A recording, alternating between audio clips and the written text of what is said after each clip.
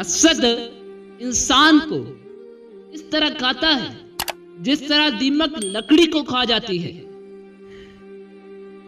میں نے قرآن پاک سے مغز نکال کر مصنوعی میں پیش کر دیا اور ان احکامات پر بحث نہیں کی جن کو علماء سو نے بحث کا موضوع بنا کر جھگڑے اور تفرقے ڈال دیے۔ میں نے اپنے عشق کی بدولت معرفت کا تیر سیدھے نشانے یعنی دلوں پر مار دیا ہے۔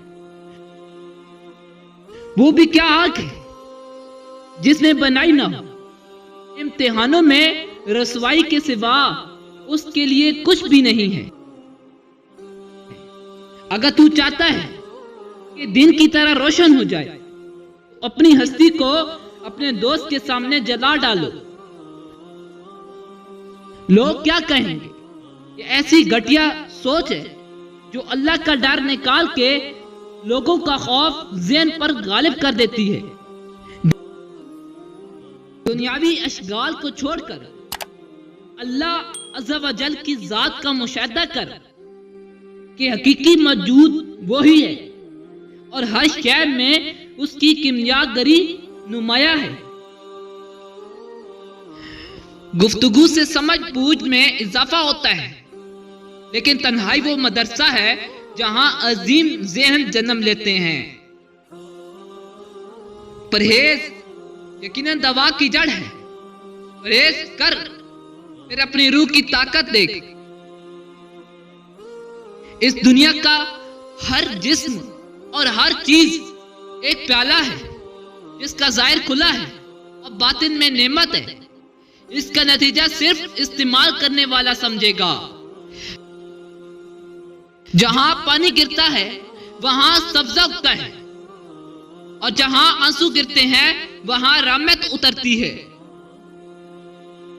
جب رب راضی ہونے لگتا ہے تو بندے کو اپنے عیبوں کا پتہ چلنا شروع ہو جاتا ہے اور یہی اس کی رحمت کی پہلی نشانی ہوتی ہے۔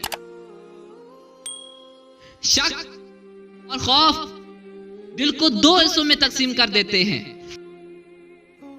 لاکھوں کمانے والے سے زیادہ وہ بندہ خوش رہتا ہے جو نہ ملی ہوئی چیزوں کے بجائے ملی ہوئی نعمتوں کو یاد رکھے۔ صبر زندگی کے مقصد کے دروازے کھولتا ہے، کیونکہ سوائے صبر کے اس دروازے کی کوئی چابی نہیں ہے۔ کسی ولی کی صحبت میں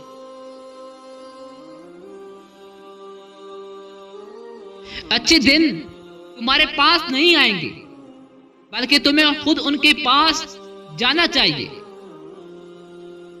اپنے آپ کو چھوٹا نہ سمجھو، تم بے خودی کے عالم میں خود ایک کائنات ہو۔